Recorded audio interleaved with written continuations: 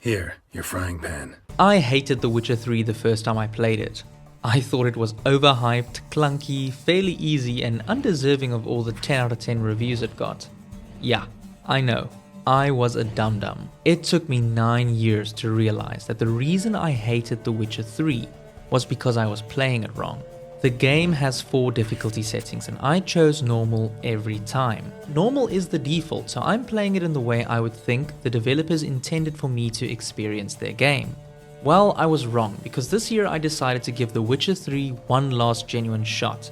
It can't be on almost every top 10 list for best games ever made for no reason. I must be missing something.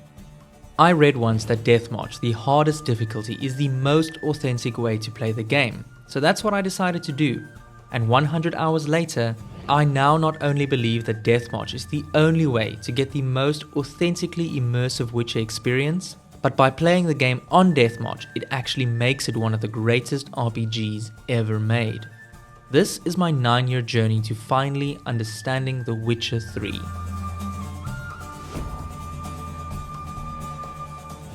I misunderstood the harsh reality a Witcher faced, because honestly, the first time I played it, it didn't seem so harsh. Playing the game on normal difficulty actually takes away all incentive to roleplay as a Witcher.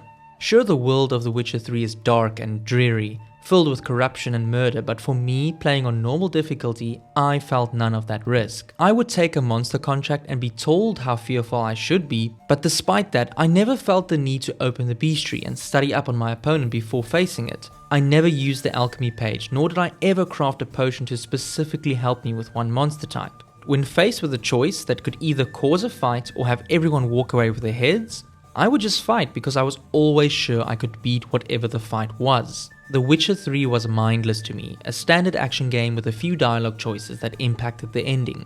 I never roleplayed as a true Witcher, and it's because I now believe that CD Projekt Red made a massive mistake, even including a difficulty option. I know it might be controversial, but I really believe that the game's standard difficulty needed to be set to Deathmatch, and here's why.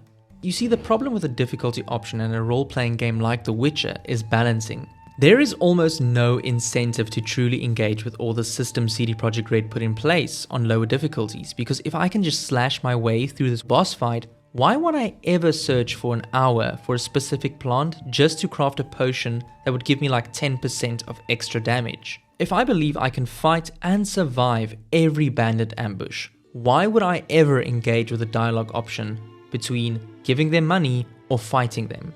There is no risk versus reward here, because you can and probably will overcome every fight on normal difficulty without any prior planning. And that is the problem. That's why I always hated The Witcher 3. I hated it because I was playing apparently a 10 out of 10 game, but I was playing it just like any other standard action game. I thought it had no depth.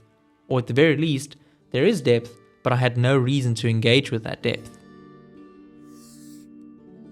Playing The Witcher 3 on the hardest difficulty known as Deathmatch is often considered the most authentic way to experience the game for several reasons. One of the biggest reasons is that it forces you to actually understand what a Witcher is. Because without that knowledge, you could never roleplay as a Witcher, nor stand a chance to actually beat the game on Deathmatch.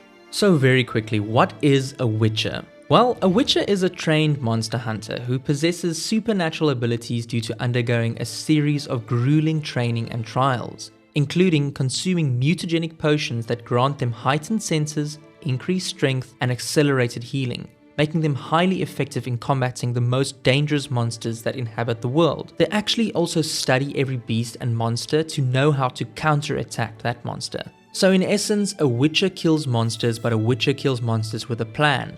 A plan that is never necessary on normal difficulty, but a necessity on Deathmatch. Witchers live a life of constant danger and high stakes, and the Deathmatch difficulty reflects that. It requires players to be strategic, resourceful, and always prepared for encounters, much like a real Witcher would be. It also eliminates one thing that ruined normal difficulty for me: regenerating health. On Deathmatch, you need to plan ahead and realize one cut from a blade or bite from a monster could be enough to end you. I needed to meticulously prepare for battles by crafting potions, oils, and bombs, and reading up on my opponent in the bestiary.